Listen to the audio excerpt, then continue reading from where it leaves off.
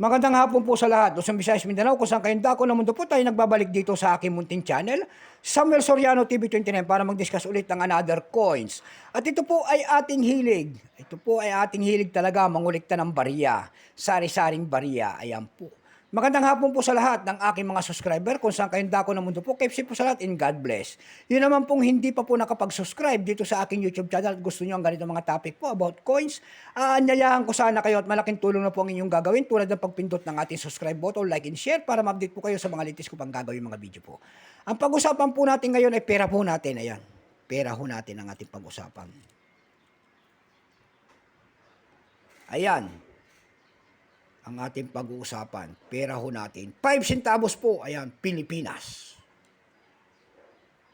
Year 1945, ayan po, year 1945. Bago tayo magsimula sa ating talakayang, kilalanin mo muna natin siya. Issue po, Philippines po.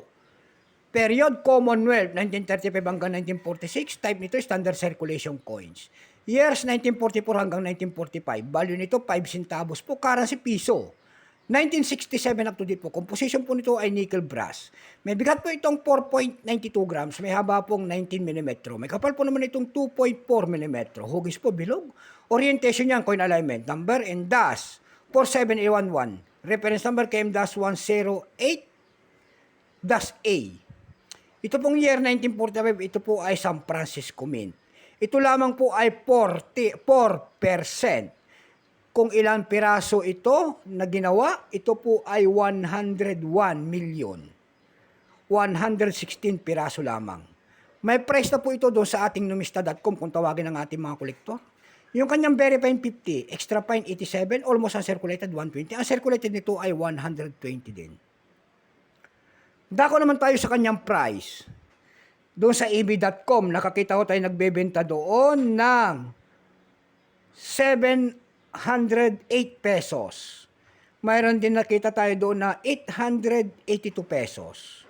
Mayroon din 382 pesos. And then 165 pesos. Yung pinakamaliit po doon ay $2.99. Ayan. Doon sa Carousel PH naman po tayo dumako. Ayan. Sa Carousel PH po, nakakita na tayo nagbebenta doon ng 350 pesos. Nasundan po ito ng 300 pesos. And then 150 pesos. Yung pinakamaliit po doon na nakita natin ay nagkakahalaga po ng 55 pesos. Ayan lamang po ang aking may babahaging kanyang presyo. Sagad na. Sagad ng kanyang presyo. Pagkagilap-agilap ako kung saan-saan, wala na. So hanggang dito na lamang po, Luzon, Visayas, Mindanao, kung saan kayong dako na mundo po, keep safe po sa lahat, and God bless.